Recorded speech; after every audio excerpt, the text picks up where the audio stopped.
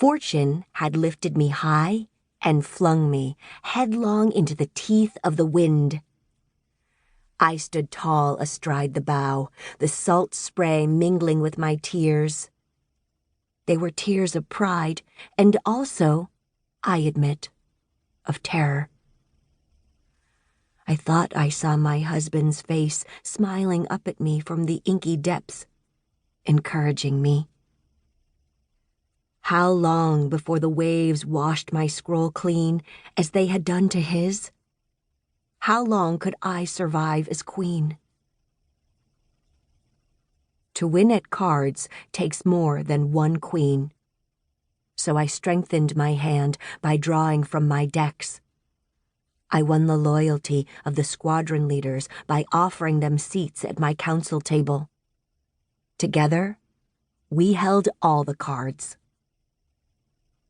Fortune smiled upon us, and we won pot after pot. Before long, we owned every wave of South China's seas, and all who chanced upon them. But earth is more than wind and wave, is it not? I spun Fortune's wheel again, and this time she steered my ships toward land. Before we'd even stepped ashore, wealthy seaside towns turned their pockets inside out. With their coin, I conquered poorer towns. I hired their masons and their carpenters, their farmers and their fishermen, seamstresses, scholars, spies. They all filled their rice bowls from my tubs.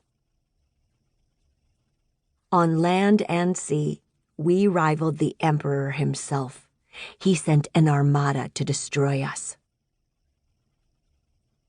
My red flag fleet took 63 of the emperor's best ships. His admiral, in shame, took his own life. The next admiral tried to starve us out, but the peasants in the countryside were in our pocket. They stole across the bay in rowboats laden with sacks of rice. Our bowls and bellies stayed full. The emperor paid British ships and Dutch ships and even ships from Portugal to attack us. It was to no avail. Fortune sailed with me. Yet even pirate queens grow tired. Remember, I had never dreamed of the sea, and there was a price on my head. In the distance, scudding clouds spilled across the face of the Jade Rabbit, erasing it from the sky. I looked to my heart and saw the inkstone there grinding my bones back to soot and glue. It was time. I sailed into Canton's port on a gunboat. I stepped on shore, leaving my weapons and crew behind, though I brought their wives and children with me. I approached the Governor-General's palace in the same way I had left the city, in a company of women. In exchange for my freedom and the freedom of my crew, I offered to surrender the bulk of my ships. The Governor-General demanded them all. My heart roared like a dragon in my chest. I refused. I returned to my ships, resigned to die as I had lived, a pirate queen.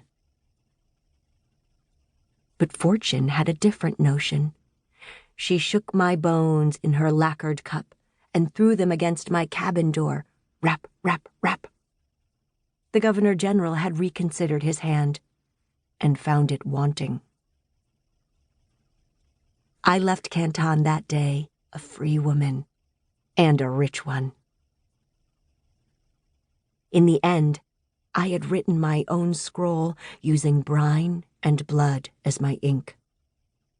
I had never dreamed of the sea, but the sea, it seemed, had dreamed of me.